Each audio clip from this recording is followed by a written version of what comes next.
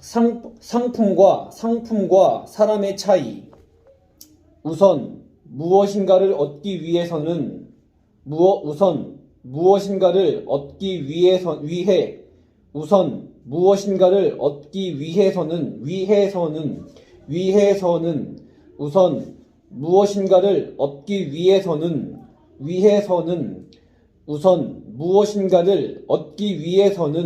원하는 것이 무엇인지 업을 먼저 결정해야 하듯이 다른 사람들과 차별화하기 위한 내적인 요소와 외적인 요소가 무엇인지 먼저 파악해야 한다.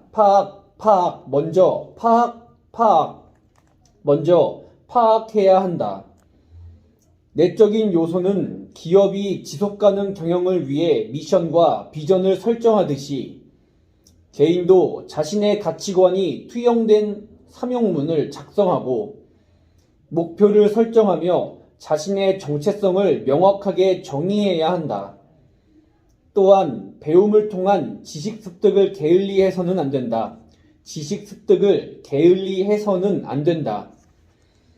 외적인 요소로 외모에도 많은 신경을 써야 한다.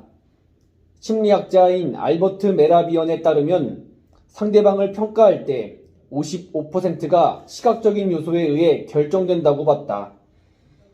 인류학자인 레이 버드 위스텔도 얼굴을 맞대고 대화할 때 비언어적 메시지가 차지하는 비율이 65% 이상이라고 했다. 이처럼 외모에서 풍기는 이미지도 내적 요소만큼이나 중요하다. 그럼 이렇게 형성된 자신만의 브랜드 이미지를 어떻게 알려야 할까? 기업의 제품 광고나 홍보 활동처럼 외부에 알리는 노력이 있어야 한다. 앞서 말한 자신의 사명문을 바탕으로 핵심 가치를 뽑아내어 독특하고 강력하게 그리고 호의적인 방법으로 일관된 메시지를 밖으로 내보내 스스로 존재를 알려야 한다. 시장 가치를 높이는 퍼스널 마케팅 활동이 필요한 것이다. 하루에도 수백 건의 광고가 쏟아지고 수많은 제품이 상표를 달고 시장에 나온다. 대부분의 사람들은 인식조차 못하고 지나친다. 우리도 자신을 경영하기 위한 차별화된 전략 없이 시간을 소비한다면 살아가기 위해 생존해 있는 것이 아니라 생존을 위해 살아가고 있다면 사람들로부터 무관심한 존재와 무의미한 존재로 사람의 기억에서 잊혀질 것이다. 기본적으로 사람에게는 자기 표현 욕구와 잘난 척하고 싶어하는 자기 고양 욕구가 있다. 또한 자기의 존재를 알리려는 의미의 의지가 있어 뭔가 특별한 것을 찾게 되고 원하게 된다. 의미를 향한 소리 없는 절규인 셈이다. 심리학의 자아개념 이론을 보면 개인의 자아에는 자신에 대해 스스로 생각하는 실제적 자아와 자신이 되고자 소망하는 이상적 자아, 그리고 반드시 되고 싶은 당위적 자아가 있다고 한다. 소비자들은 자신의 자아 개념과 일치하는 개성을 가진 브랜드를 선택하지만 그러한 브랜드 선택이 실제적 자아보다는 이상적 자아 또는 당위적 자아에 바탕을 두는 경우가 많다. 그래서일까? 요즘 사람들은 유명한 브랜드와 명품에 더 열광하는 것 같다. 소비자 행동 연구자인 러셀 벨크는 우리가 갖고 있는 것이 자기 정체성을 표현한다고 했다. 프랑스의 철학자이자 사회학자인 장 보드리아르는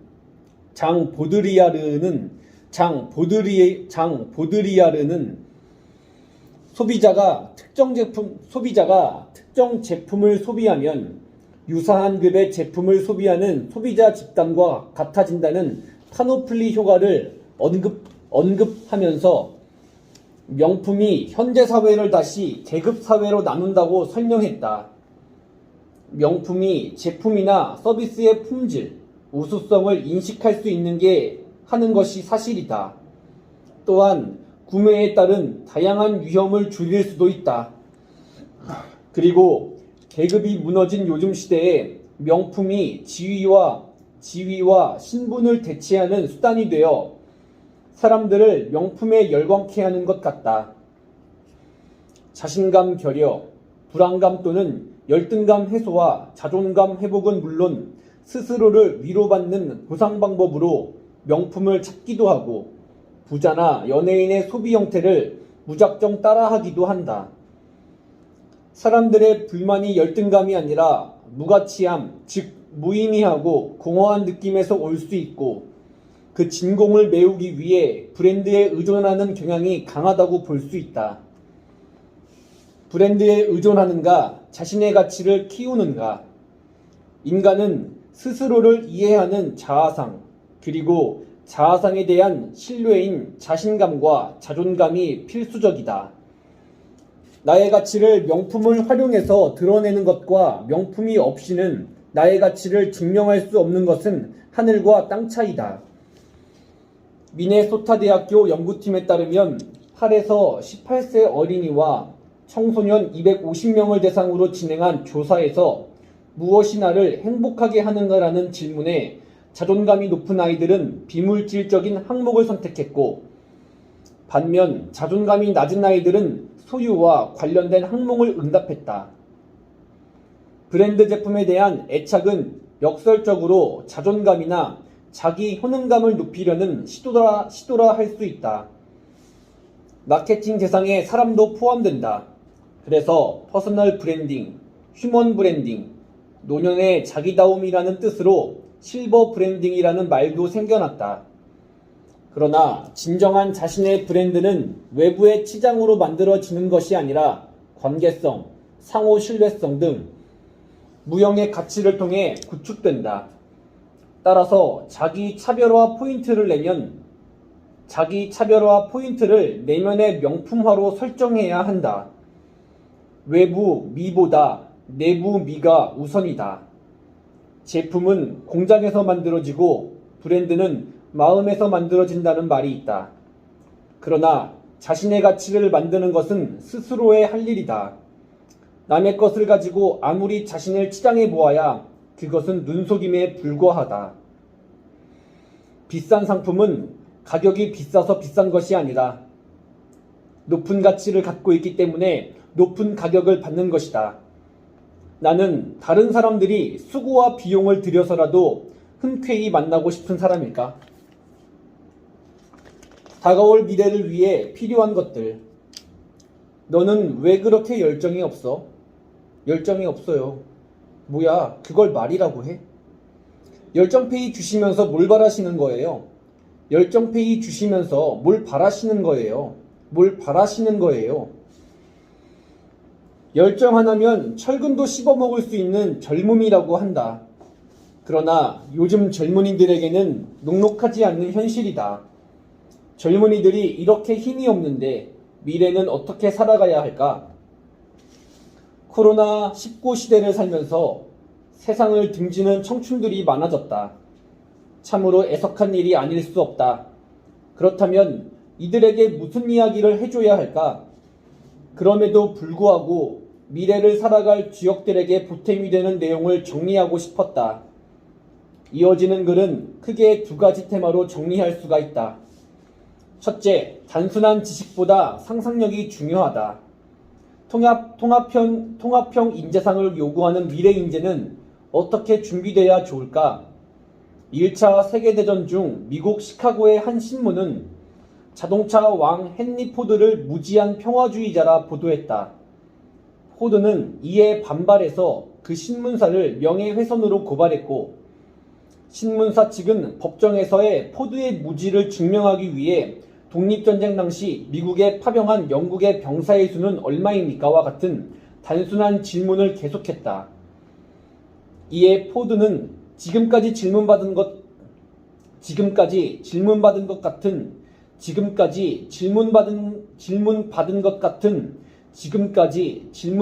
것 같은 일반 지식을 모두 알아야 하나요? 필요할 때 나에게 알려주는 전문가가 많은데 라고 답했다. 이 이야기는 나폴레옹 힐이 쓴 놓치고 싶지 않은 나의 꿈, 나의 인생이라는 책에 소개되어 있다. 요즘 우리 집은 초등학생 딸아이 때문에 전쟁이다. 방과 후 수업에 자주 빠지다 보니 학교로부터 지각했다. 숙제를 해오지 않았다 등의 메시지가 수시로 온다. 수업에 빠지는 이유는 친구들이 노는 것을 보고 같이 놀고 싶다는 이유밖에 없다. 아이들은 친구들과 뛰어놀고 엉뚱한 상상을 하는 것만으로 충분하다 생각한다. 그 나이대가 갖고 있는 본질이고 특성이기 때문이다. 필자는 혼을 내는 것이 능사는 아니라 생각해서 꾸짖는 아내 옆에서 아이들에게 조용히 피난처가 되어준다. 우리는 아이들이 기뻐할 때 기분이 좋다. 아이들은 놀 때 기뻐한다. 그렇다면 우리는 아이들이 노는 모습을 보고 좋아해야 하는데 사실상 그렇지 못하다. 최근 우리나라 학생들은 권장 시간 이상으로 공부에 시달린다는 조사 결과가 있었다. 초등학생의 경우 대다수가 숙제 등 학습에 시달리는 것이다. 수면 시간 부족, 운동량 부족 등은 충분히 예상한 결과다. 사람들이 경쟁에 돌입한 상황에서 누구만 놀게 할 수도 없는 상황이 아이들을 불행하게 만들고 있다. 학교 조별과제 수행을 해야 하는데 학원 때문에 늦는 다른 조원으로 인해 밤늦게 모여 과제를 수행하는 일도 다반사로 벌어지고 있다. 어린 딸도 숙제를 하다 보면 11시를 넘기는 날이 대부분이다. 그래서인지 요즘 아이들의 어린이날 소원은 마음껏 쉬고 싶다는 것이다. 마음껏 쉬고 싶다는 것이다. 차라리 공부만 할 거라면 빨리 어른이 되고 싶다는 말까지 한다. 이들이 공부에 내몰리는 이유는 부모들의 좋은 직업을 갖기 열풍 때문이다.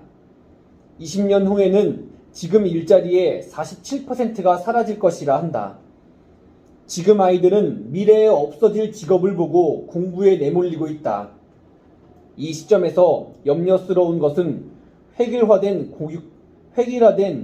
공교육과 요즘 학교 놀이교육의 중요성을 인식하고 예산과 정책을 뒷받침하는 지자체도 많아지고 있다. 선진국도 창의적인 인재가 미래를 이끈다는 확신으로 놀 수 있는 충분한 환경을 만들려고 노력 중이다. 미래를 이끌어갈 아이들에게 필요한 것은 단순한 지식보다 상상력이다. 기계가 소설을 쓰고 인공지능으로 질문하면 답을 찾는 시대의 앞에 헨리 포드 사례처럼 단순 지식을 습득하는데 소중한 인생 전반부를 소비하는 게 무슨 소용이 있을지 진지하게 고민해야 한다. 둘째, 열정의 시작은 원대한 비전에 있다. 땀과 눈물은 거짓말을 하지 않는다. 이것은 발레리나 강수진 씨의 좌우명이다. 하루 15시간 이상 훈련과 매일 3켤레의 신발이 닿을 정도로 훈련을 거듭했다. 동양인으로서 편견에 부딪힐 때마다 가장 많이 들었던 말이 넌 안 되었다. 그러나 그녀는 내겐 내일이 없다라고 외쳤다. 과거는 이미 지나갔고 미래는 오지 않았기 때문에 오늘 최선을 다한 것이다. 인생에서 가장 큰 위험은 아무것도 하지 않는 일이라 했는데 시쳇말로 무한도전을 한 셈이다. 김연아 선수는 천주교 세례명인 스텔라처럼 빛을 발하기까지 수많은 노력을 여러 가지 면에서 어설프고 서툴고 실수도 많지만 그럼에도 젊음이어야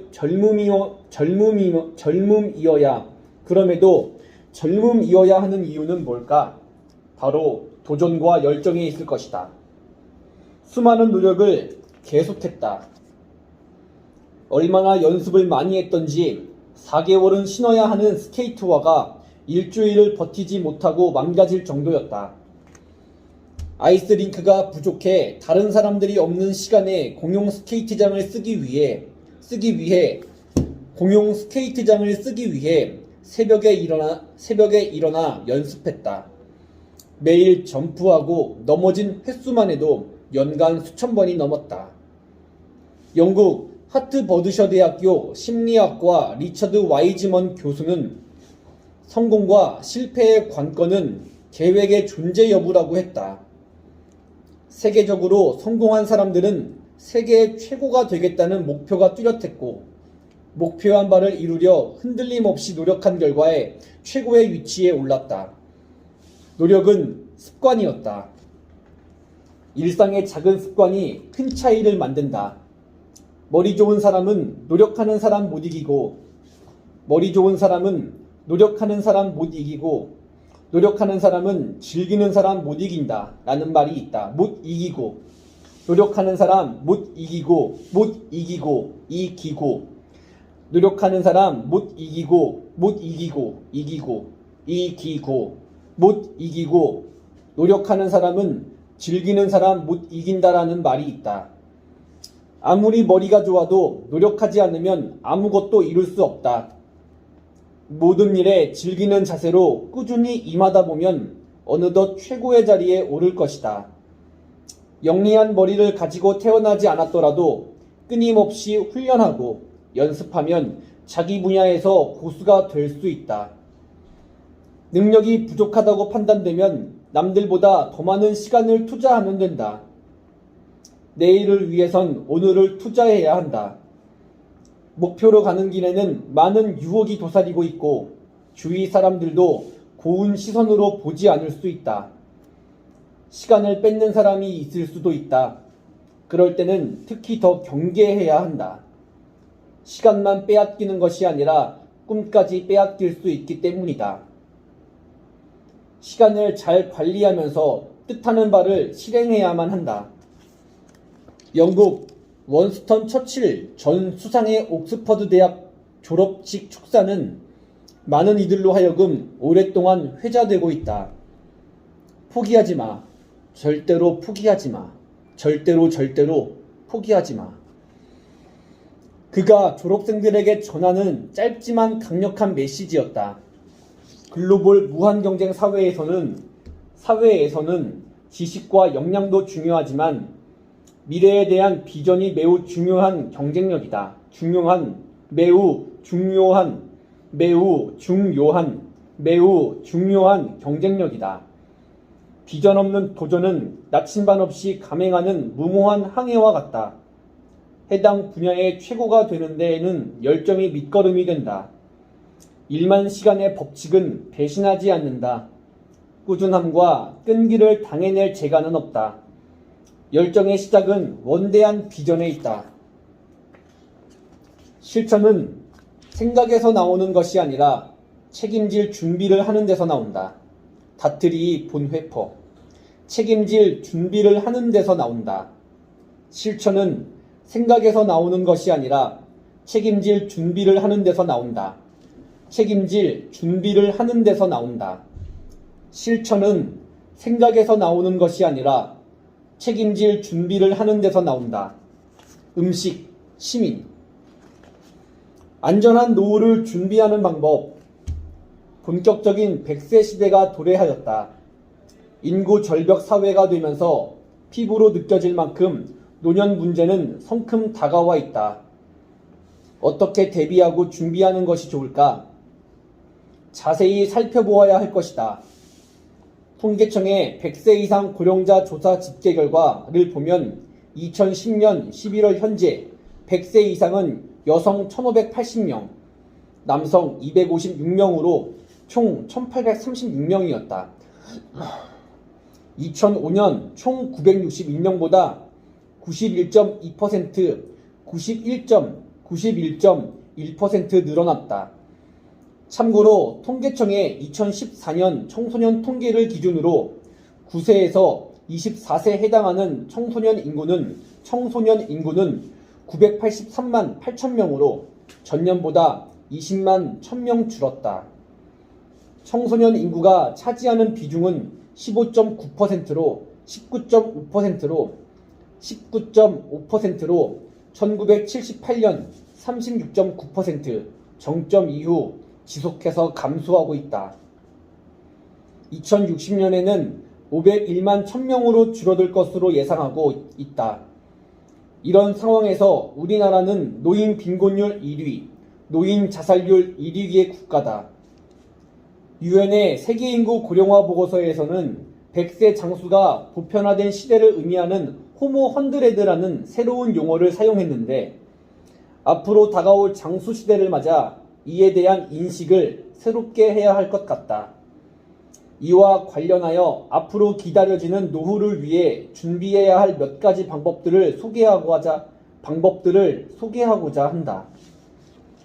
100세 시대 기다려지는 노후를 위하여 100세 시대 기다려지는 노후를 위하여 첫째, 편안한 은퇴의 밑바탕인 건강에 신경을 써야 한다.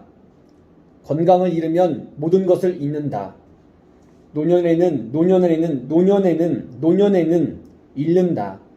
노년에는 고독, 무직, 무전과 함께 질병이 장수 리스크에 속한다.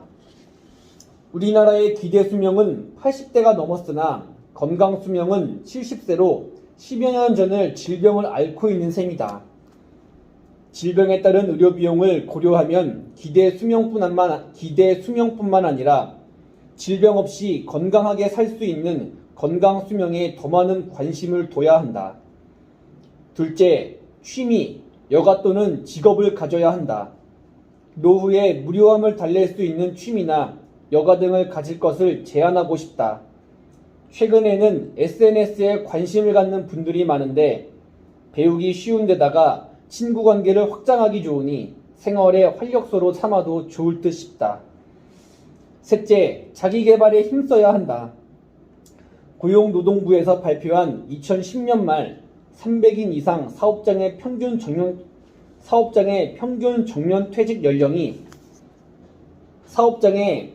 정년 퇴직 연령이 57.3세로 조사되었다. 실제 퇴직 연령은 이보다 낮을 것이다.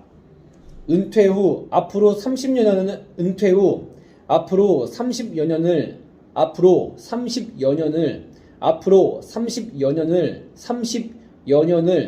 은퇴 후 앞으로 30여 년을 더 살아야 한다. 은퇴 후에 할 수 있는 기술을 현업에 있을 때 배워두어야 하며 자격증 취득 등의 방법을 통해 성취감이나 자존감을 기르는 것도 필요하다. 넷째, 인간관계를 돈독히 할 필요가 있다.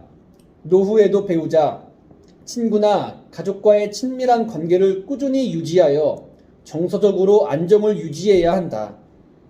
은퇴 생활의 만족감은 경제적인 측면과 아울러 상호관계 등 비경제적인 측면에서 오는 경우가 많다고 한다. 다양한 사회참여 활동을 통해 새로운 관계를 형성하는 것도 좋은 방법이다. 다섯째, 자산을 리모델링해야 한다. 최근 경영연구소에 발표한 한국인 노후준비 실태보고서에 따르면 은퇴 예정 가구 예상의 노후 자금은 월 109만